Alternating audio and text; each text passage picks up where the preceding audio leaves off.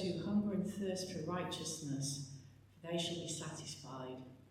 Blessed are the merciful, for they shall obtain mercy. Blessed are the pure in heart, for they shall see God. Blessed are the peacemakers, for they shall be called sons of God. And blessed are those who are persecuted for righteousness' sake, for theirs is the kingdom of heaven. Blessed are you when men revile you and persecute you and utter all kinds of evil against you falsely on my account. Rejoice and be glad, for your reward is great in heaven. For so men persecuted the prophets who were before you.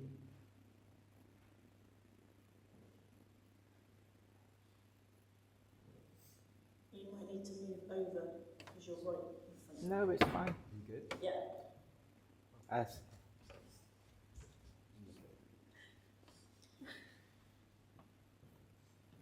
There's a common societal belief that we should all be happy, that we should be grateful to be alive, that we don't have much to complain about, and that if we can't be happy, then we should at least not be sad. Each beatitude in our gospel reading starts with the Greek word makarios, which is hard to translate into English. Most Bibles render it as blessed, some as happy. It can mean fortunate, happy, privileged, or spiritually prosperous. Our modern understanding of happiness doesn't usually include mourning, being poor, meek, yearning for justice, or being merciful. Happiness is often based on what we have, and if we don't have much, how can we be happy? They say that money can buy you happiness, and companies increasingly make it their mission to make us happy for a price, selling us medication and therapy, so that even if we are not happy, we can at least stop feeling sad. Each beatitude, at least in the traditional translations of the book of Matthew, all start with the word blessed are, and then they follow a pattern saying blessed are, for they shall. They each describe the character of a person who lives in God's kingdom and the blessing that that comes with. It is not necessarily talking of material blessing, but deep spiritual well-being. But we can view it further than that. They are not just spiritual sayings. They describe a way of life that is still relevant to us today. I played that clip from The Life of Brian, as it's one of my favourites from that film, and when I saw the lecture read today, I couldn't resist putting it in. The reason I like it so much is that I can just imagine it happening like that. There is Jesus, or just some man on a hill, standing up there saying all this amazing stuff. And with all large gatherings, there will be people at the front and those at the very, very back. Matthew says there were vast crowds. And if that is to be believed, then it could be likened to the feeding of the 5,000, which notes 5,000 men, excluding women and children, indicating a total in the thousands. They didn't have fancy microphones and speaker systems back then, so you're relying on the acoustics of the place being good if the sound is going to travel all the way to the back. So there will be people, like in The Life of Brian, saying, "What did he say?" I love the fact that they get it wrong. Instead of "blessed are the peacemakers," they hear "blessed are the cheesemakers." And you can imagine how easily it would be to hear it like that. The conversation that follows is brilliant and reminds me of all the translations and interpretations of the Bible that we hear. Why are the cheesemakers called out? Why are they so special? And I think her husband says, well, obviously it's not meant to be taken literally. It means all manufacturers of dairy products. Yes, it's a piss take. But I can't help but wonder if that's how it was for some of them, only hearing half-truths and making the rest up between them as to what was said. If you haven't seen The Life of Brian, it's a very good film, but don't take it too seriously. It is meant to be a comedy, and try not to be offended by it. In it, they mistake the man called Brian for the Messiah, and they start following him around instead of Jesus. Anyway, if we take each beatitude in turn, we can apply them to our lives today. Blessed are the poor in spirit. We can read this as humility instead of self-reliance, admitting that we don't have all the answers, being open to feedback and growth, recognising our dependence on God rather than on our own strength. We live in a world built on self-promotion. Humility keeps us grounded, teachable, and connected to God. Blessed are those who mourn. This is compassion for the suffering. We grieve with those who face loss, injustice, or pain. We are sensitive to brokenness, our own and the world's. We allow sadness to draw us closer to God. There is so much global and personal suffering right now. Jesus reminds us that compassion is holy and that God comforts the hurting. Blessed are the meek. This is strength under control.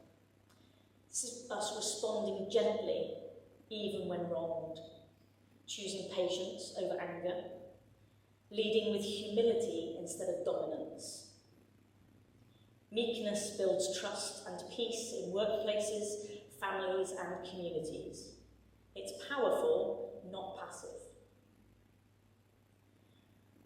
Blessed are those who hunger for righteousness, pursuing justice and integrity, seeking fairness in society, living with integrity at work, desiring God's ways more than personal gain. In a culture tempted by shortcuts and corruption, a hunger for what's right stands out and brings positive change. Blessed are the merciful. This relates to forgiveness and compassion. We forgive others and ourselves if we are able to do that. We show patience with people's struggles and we help those in need. Mercy softens relationships, heals communities, and reflects God's character more than anything else. Blessed are the pure in heart. We look to authenticity and integrity, being the same person in public and private, difficult when you're part of an LGBTQ+ community. Living with clean motives, rejecting manipulation or hypocrisy. Purity of heart brings clarity, peace, and a deeper connection with God, something many people long for in a confusing world. Blessed are the peacemakers, not cheesemakers, bringing harmony into conflict.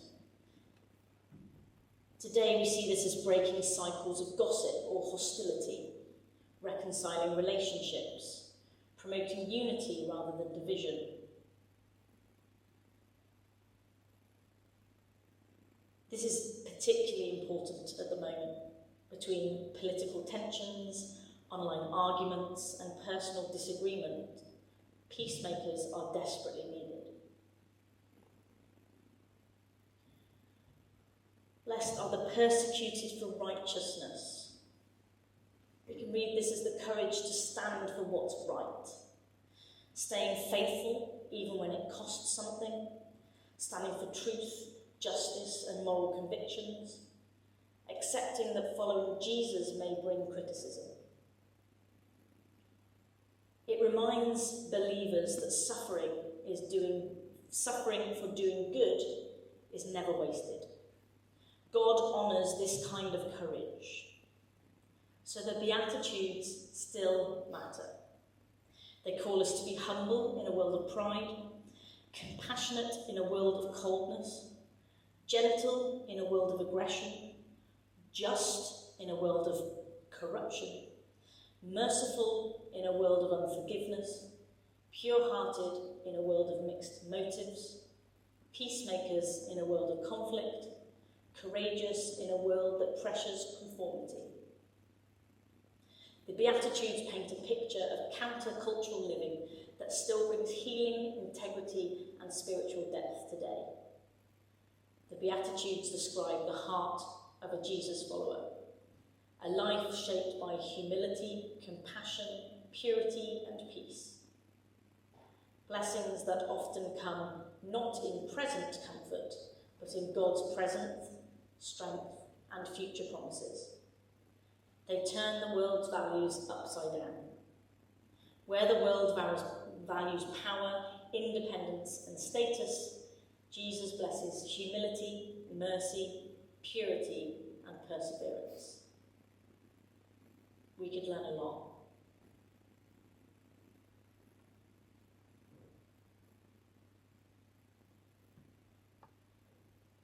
Our discussion questions for today. Rather than asking what makes you happy, ask yourself what makes you blessed, and does this change how you respond? The second question, why do we think society tells us not to be sad? And then the third one, which beatitude speaks to you, if any, none of them might, and why? So I've just put the reading up there, Matthew 5, 1 to 12, if anybody wants to re-look at the Beatitudes, because I don't think we all know them off by heart. I certainly do not. And we'll split into two groups, and we'll have one group at the back, right there, and one group at the front down here, please. So the idea being that you go to whichever group you want, it doesn't make a difference, that we will have the discussion for the next kind of 20 minutes, and then we'll come back together again afterwards. And at this point, we're going to say goodbye to the people online. So goodbye, have a good week, and hopefully you get to discuss these questions with somebody, and we'll see you next